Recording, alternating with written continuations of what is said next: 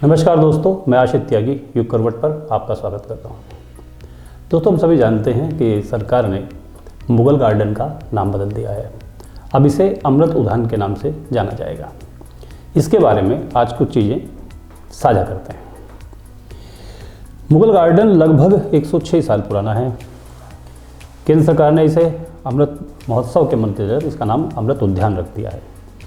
British राज में 1911 में जब कलकत्ता के बदले दिल्ली को राजधानी बनाने का फैसला लिया गया था, तब यहाँ रायसीना की पहाड़ी को काटकर वायसराय हाउस, जिसे अब राष्ट्रपति भवन कहते हैं, बनाने का फैसला लिया गया था।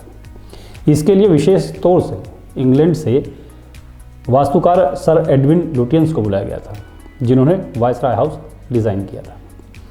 सर एडविन लुटियंस ने साल 1917 में वायसराय हाउस बनाने की शुरुआत की।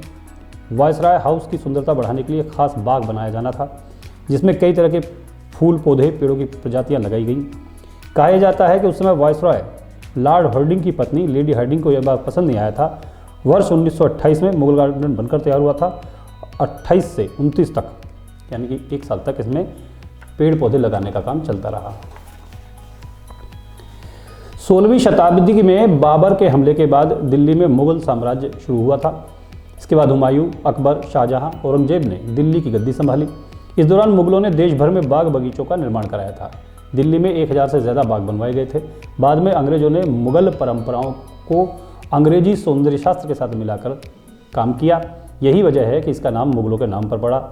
मुगल गार्डन का डिज़ाइन ताजमहल और जम्मू कश्मीर के बगीचों से प्रेरित है। मुगल गार्डन 4 हिस्सों में बांटा गया है: चतुर्भुजाकार बाग, लंबा बाग, पर्दा बाग और वृत्ताकार बाग। ब्रिटिश राज में इस गार्डन का दीदार केवल खास लोगों को नसीब होता था। ब्रिटिश शासक अपने गेस्ट यानी मेहमानों को इस गार्डन की सैर पर ले जाते थे। लेकिन 26 जनवरी 1950 को वह दिन आया जब भारत गणतंत्र बना। डॉक्टर राजेंद्र प्रसाद भारत के पहले राष्ट्रपति बने। वायसराय हाउस का नाम बदलकर राष्ट्रपति भवन किया गया। आज़ाद भारत के पहले राष्ट्रपति डॉक्टर राजेंद्र प्रसाद ने ही आम लोगों को मुगल गार्डन देखने की आज़ादी दी थी। तब से अब तक हर साल बसंत ऋतु में इस गार्डन को आम लोगों के लिए खोला जाता है। देश में हर साल लाखों लोग राष्ट्रपति भवन के मुगल गार्डन के खुलने का इंतजार करते हैं। 15 एकड़ में फैले मुगल गार्डन में खुशबूदार रंग बिरंगे फूलों के आकर्षण और सौंदर्य को देखने के लिए देश ही नहीं बल्कि विदेशी नागरिक भी आते हैं। अमृत उद्यान में 138 तरह के गुलाबों के साथ 10,000 से ज़्यादा ट्यूलिप और 70 विभिन्न प्रजातियों के लगभग 5,000 मौसमी फूल हैं। इस बार 31 जनवरी से अमृत उद्यान खोला जा रहा है। 31 जनवरी से 26 मार्च तक आम लोगों के लिए ये खुला रहेगा। लोग वहाँ जाकर इसे देख सकते हैं। इसके बाद 28 मार्च को सिर्फ किसानों के लिए और 29 मार्च को केवल दिव्यांगों के लिए यहाँ पर प्रवेश दिया जाएगा। 30 मार्च को पुलिस, सुरक्षा बल, सेना के परिवार के लिए ये गार्डन खुलेगा, ये उद्यान खुलेगा। इस दौरान विजिटर यहाँ मौजूद खूबसूरत फूलों का आनंद ले सकते हैं। अब आप लोग इसमें कैसे जा सकते हैं, कैसे इसको देख सकते हैं, वो प्रोसेस, वो तरीका मैं बता देता हूँ। अमृत उद्यान में उन्हीं लोगों को प्रवेश दिया जाएगा जिनके पास पास होंगे, और ये पास ऑनलाइन अग्रिम भुगतान करके बनवाए जा सकते हैं। उद्यान सुबह 10 बजे से शाम 4 बजे तक खुला रहेगा। 2 टाइमिंग स्लॉट खोला गया है। सुबह 10 बजे से दोपहर 12 बजे तक 7,500 लोगों को टिकट जारी किए जाएंगे। इसके बाद शाम 4 बजे तक, 12 बजे से शाम 4 बजे तक गार्डन में जाने के लिए एक बार फिर से एंट्री खोली जाएगी और इस बार 10,000 लोगों को पास दिए जाएंगे। देश में आम बजट आने वाला है। बजट से संबंधित कुछ रोचक जानकारी मैं आपको दे दूं। एक बार इस देश में शादीशुदा और अविवाहित लोगों के लिए अलग अलग बजट टैक्स की दरें दी गई थी। घटना वर्ष 1955-56 की है। केंद्रीय बजट पेश किया जा रहा था। वित्त मंत्री CD देशमुख थे। उन्होंने बजट में शादीशुदा और अविवाहितों के लिए अलग अलग इनकम टैक्स स्लैब जारी किया था। सरकार ने फैमिली स्कीम को शुरू करने के लिए ये टैक्स स्लैब जारी किए थे। शादीशुदा लोगों के लिए 1,500 रुपये के मौजूदा टैक्स पर बढ़ाकर 2,000 के कर दिया गया था और अविवाहितों के लिए इसे घटाकर 1,000 रुपये कर दिया गया था। तब 0 से लेकर 1,000 तक की सालाना इनकम पर टैक्स नहीं देना पड़ता था। 1,001 से 5,000 रुपये की आमदनी पर 9 पाई टैक्स देनदारी बनती थी। 5,001 से 7,500 तक रुपये में 1 आना और 9 पाई टैक्स का भुगतान करना पड़ता था। 7,501 से 10,000 रुपये की कमाई पर 2 आना और 3 पाई टैक्स के रूप में देनी होती थी। 10,001 से 15,000 रुपये की आमदनी पर इनकम टैक्स की देनदारी 3 रुपये नो पाई थी। 15,000 से ऊपर की इनकम पर 4 आने टैक्स के रूप में देने पड़ते थे। राष्ट्रपिता महात्मा गांधी की आज पुण्यतिथि मनाई गई। उनसे संबंधित कुछ चीज़ें आपसे साझा कर रहा हूँ, शायद आपको उनमें से कुछ नया मिलेगा। महात्मा गांधी जी का पूरा नाम मोहनदास करमचंद गांधी था, हमसे भी जानते हैं। उनका जन्म 2 अक्टूबर को पोरबंदर में हुआ था। लेकिन कुछ ऐसी चीज़ें भी हैं जो अभी तक हमारे सामने नहीं आई थी। जैसे महात्मा गांधी ने हर व्यक्ति से कुछ न कुछ सीखा, लेकिन उन्हें भगवान महावीर, भगवान महात्मा बुद्ध और भगवान श्री कृष्ण बहुत अधिक पसंद थे। उनके पास हमेशा गीता रहती थी। वे महावीर स्वामी के 5 महाव्रत और महात्मा बुद्ध के अष्टांगिक मार्ग का पालन करते थे। गांधी जी को सबसे अधिक जो प्रेरित किया था वो अमेरिका के दार्शनिक हेनरी डेविड थारो थे। थारो एक अमेरिकी ट्रांससेंडेंटलिस्ट, प्रकृतिवादी और राजनीतिक कार्यकर्ता थे, जिन्हें अपनी पुस्तक वॉल्डेन और निबंध सिविल एसोक के लिए जाना जाता है। महात्मा गांधी का सविनय अवज्ञा आंदोलन उन्हीं से प्रेरित था। थोरो को यह प्रेरणा भारतीय दर्शन से ही मिली थी।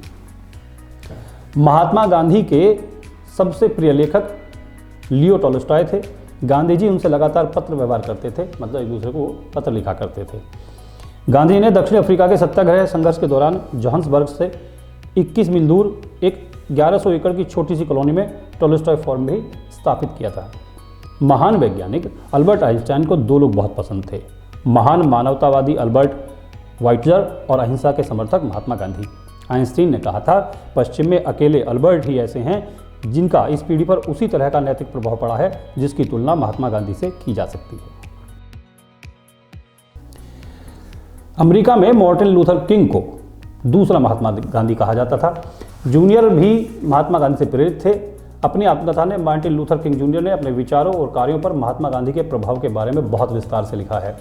1955-56 में किंग जूनियर की भागीदारी वाला प्रसिद्ध माउंट गोमरी बस बहिष्कार आंदोलन महात्मा गांधी के असहयोग आंदोलन और सत्याग्रह से ही प्रेरित था। साउथ अफ्रीका के बड़े नेता नेल्सन मंडेला भी गांधी जी से प्रभावित थे। महात्मा गांधी अपने जीवन में प्रत्येक दिन 18 किलोमीटर चला करते थे, यानी कि उनके उम्र के हिसाब से अगर देखें तो उन्होंने अपने जीवन काल में इस धरती के 2 पूरे चक्कर लगा लिए थे। वो अपनी सेहत के प्रति बहुत सजग रहा करते थे। अपने पेट की गर्मी छाटने के लिए उस पर गीली मिट्टी की पट्टियां बांधा करते थे। महात्मा गांधी को सामान्य रूप से ही अंग्रेजी आती थी, मतलब अंग्रेजी में उनका हाथ तंग था, उनको बहुत अच्छी अंग्रेजी नहीं आती थी। उनको अंग्रेजी सिखाने वाला शख्स था वो आयरलैंड का नागरिक था। स्वतंत्रता प्राप्ति के बाद कुछ अंग्रेज पत्रकार महात्मा गांधी के पास आए और उनसे इंटरव्यू लिया और सवाल अंग्रेजी में पूछे। इस पर महात्मा गांधी ने कहा था कि मेरा देश आज़ाद हो चुका है, अब मैं केवल हिंदी में बात करूंगा। महात्मा गांधी अपने जीवन काल में कभी भी अमेरिका नहीं गए। इसके अलावा वो कभी भी प्लेन में, हवाई जहाज में नहीं बैठे। गांधी जी को फोटो खिंचवाने का बिल्कुल भी शौक नहीं था। ये अलग बात है कि आज़ादी के बाद सबसे ज़्यादा फोटो उन्हीं के लिए गए। रेल यात्रा के दौरान एक बार महात्मा गांधी का एक पैर का जूता गिर गया था। उन्होंने दूसरा जूता भी निकाल के फेंक दिया। पास में बैठे यात्री ने इसका कारण पूछा तो महात्मा गांधी ने कहा कि एक जूता मेरे किसी काम का नहीं है और अब जिसको मिलेंगे, दोनों जूते मिलेंगे तो वो उसके काम आ जाएंगे। ऐसा समझाता है कि जिन लोगों की राइटिंग अच्छी नहीं होती वो ऐसे समझदार लोग भी अपने बचाव में कहते हैं कि महात्मा गांधी की भी राइटिंग अच्छी नहीं थी। लेकिन ये सच है कि महात्मा गांधी की राइटिंग अच्छी नहीं थी और इसको लेकर वो चिंतित भी रहते थे।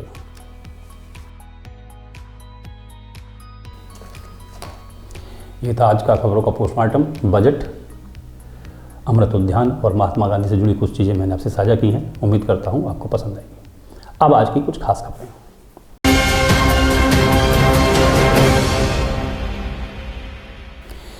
गाजियाबाद में रविवार को भगवान श्री कृष्ण और बलराम की शोभा यात्रा निकाली गई। यात्रा को लेकर लोगों में इतना उत्साह था कि बारिश भी उनके हौसले डिगा नहीं पाई। शहर में अनेक स्थानों पर यात्रा का स्वागत किया गया। भगवान के प्रति श्रद्धा और भाव को बढ़ाने रुक रुक कर हो रही बारिश और ठंड भी कृष्ण भक्तों का हौसला कम नहीं कर पाई। भक्त अपने भगवान के रथ का रस्सा खींचने के लिए बारिश में भीगते हुए भी लालायित नजर आए। रविवार को इस्कॉन मंदिर गाजियाबाद द्वारा शहर में भव्य रूप से भगवान श्री कृष्ण बलराम यात्रा निकाली गई।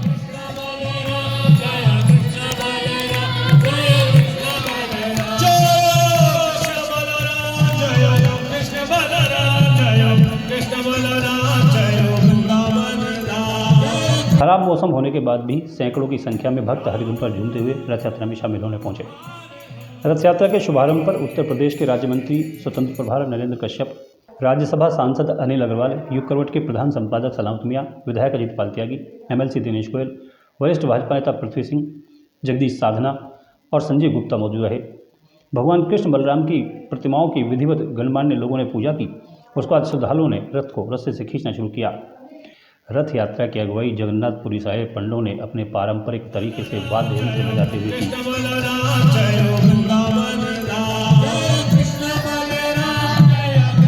हरे कृष्णा कृष्णा कृष्णा हरे हरे।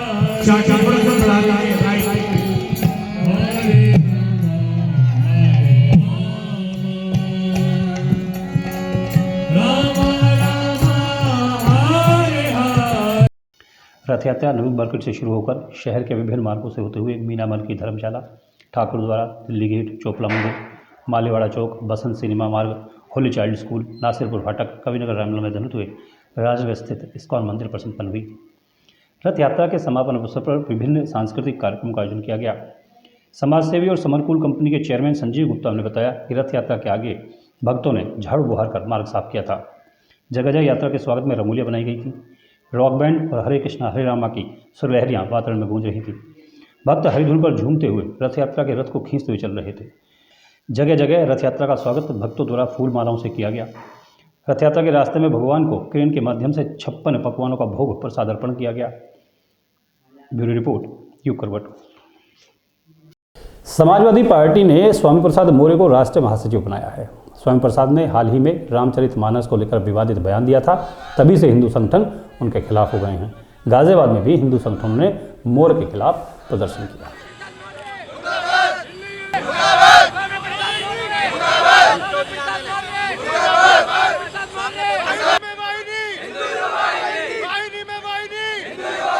गाजियाबाद के नंदग्राम थाना क्षेत्र से 4 बच्चे लापता हो गए हैं। ये आपस में दोस्त हैं। इनकी उम्र 9 से 14 वर्ष के बीच है। पुलिस ने केस दर्ज कर लिया है। उनकी तलाश के लिए टीमों का गठन किया गया है। आज थाना नंदग्राम क्षेत्र के दीनदयालपुरी से 4 बच्चों के अपने घरों से कहीं चले जाने की सूचना प्राप्त हुई। यह जानकारी हुई कि ये बच्चे 9 से 14 वर्ष के उम्र के हैं तथा ये आपस में दोस्त हैं। इनके परिजनों की तहरीर के आधार पर थाना नंदग्राम पर मुकदमा पंजीकृत कर लिया गया है तथा इनकी तलाश हेतु टीमें गठित कर दी गई हैं। इस संबंध में अग्रिम विधिक कार्यवाही की जा रही है। इंस्टीट्यूट ऑफ मैनेजमेंट टेक्नोलॉजी में शीतकालीन खेल असेंबली का आयोजन किया गया। पूर्व ओलंपियन अशोक ध्यानचंद इसमें प्रमुख रूप से शामिल हुए। यहाँ ग्रामीण इलाकों में खेल सुविधाएं बढ़ाने पर विचार किया गया। गाजियाबाद और स्पोर्ट्स अवे ऑफ लाइफ द्वारा IMT संस्थान में नेशनल स्पोर्ट्स असेंबली के शीतकालीन सत्र का आयोजन किया गया। कार्यक्रम का शुभारंभ पूर्व ओलंपियन अशोक ध्यानचंद, IMT निदेशक डॉक्टर विशाल तलवार, IMT के स्पोर्ट्स रिसर्च सेंटर हेड और स्पोर्ट्स अवे ऑफ लाइफ के अध्यक्ष डॉक्टर कनिष्ठ पांडे ने दीप प्रज्वलित करके किया। संस्थान कई सालों से देश में खेलों के विकास को बढ़ावा देने के लिए प्रयास कर रहा है। असेंबली का उद्देश्य खेलों को बढ़ावा देना, खेल का वातावरण बनाने और खेल संस्कृति का विकास करना है। शीतकालीन सत्र का भी यही उद्देश्य है कि कैसे शहरी नहीं बल्कि ग्रामीण क्षेत्र में भी खेल को दुरुस्त किया जाए। अभी भी खेलों के मामले में समाज में बहुत कुछ काम होना बाकी है। पूर्व ओलंपियन अशोक ध्यानचंद ने कहा कि अभी भी भारत खेलों के मामले में पीछे है, लेकिन वर्तमान परिस्थितियों में जिस तरह से चीज़ों में बदलाव आ रहा है उससे एक सकारात्मक माहौल बन रहा है। ग्रामीण क्षेत्र में खेलों पर ध्यान देने की अधिक आवश्यकता है क्योंकि वहाँ प्रतिभाओं की कोई कमी नहीं है। ब्यूरो रिपोर्ट, युग करवट। मोदीनगर क्षेत्र से एक भयभीत कर देने वाली वीडियो वायरल हुई है। इसमें एक व्यक्ति हाथ में फरसा लेकर अपशब्द कहता दिख रहा है। पुलिस ने वीडियो के आधार पर आदमी की पहचान कर ली है और उसे गिरफ्तार कर लिया है। सोशल मीडिया में वायरल हो रहे एक वीडियो जो कि मोदीनगर के क्षेत्र गदाना का बताया जा रहा है, जिसमें एक व्यक्ति हाथ में फरसा लेकर घूम रहा है। इसका मोदीनगर पुलिस द्वारा संज्ञान लिया गया है और व्यक्ति को हिरासत में लेके उसके ऊपर निरोधात्मक कार्रवाई करते हुए जेल भेज दिया गया है। अखिल भारतीय विद्यार्थी परिषद ने छात्र सम्मेलन का आयोजन किया। यहाँ संगठन की कार्यशैली और इसके उद्देश्य के बारे में जानकारी दी गई। सम्मेलन के बाद शोभा यात्रा भी निकाली गई।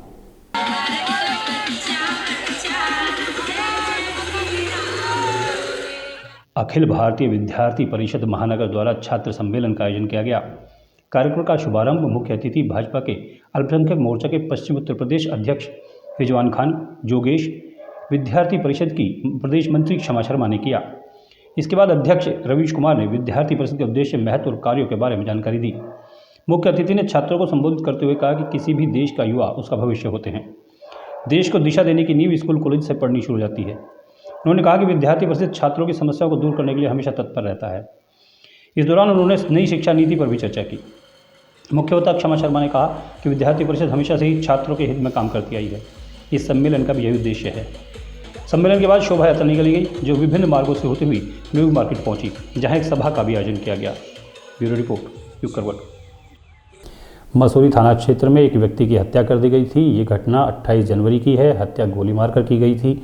घटना को अंजाम देने वाले मुख्य अभियुक्त को पुलिस ने गिरफ्तार कर लिया है। 2 अभियुक्त पहले ही पकड़े जा चुके हैं। कल दिनांक 28 जनवरी को थाना क्षेत्र मसूरी के गार्डन एनक्लेव क्षेत्र में इंद्रगढ़ी में एक फायरिंग की सूचना आई थी, जिसमें रामेश्वर दयाल नामक व्यक्ति की हत्या हो गई थी। आज सुबह हत्या करने वाले 3 लोगों में से 2 लोगों की गिरफ्तारी हो गई थी।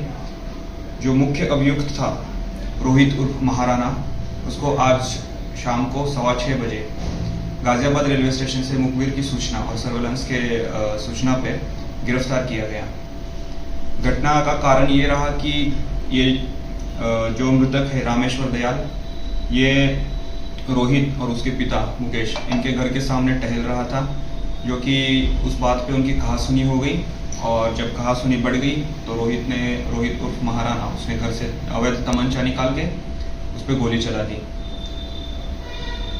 मसूरी पुलिस ने 24 घंटे के अंदर तीनों अभियुक्तों को गिरफ्तार करके अच्छा काम किया है और इनको सभी अभियुक्तों को कड़ी से कड़ी सजा हो, इसलिए आगे की वैधानिक कार्रवाई जारी है। तो आज के लिए बस इतना ही। खबरों का पोस्टमार्टम और हमारा बुलेटिन आपको कैसा लगा हमें ज़रूर बताइएगा। आपके कमेंट हमारे लिए बहुत महत्वपूर्ण होते हैं।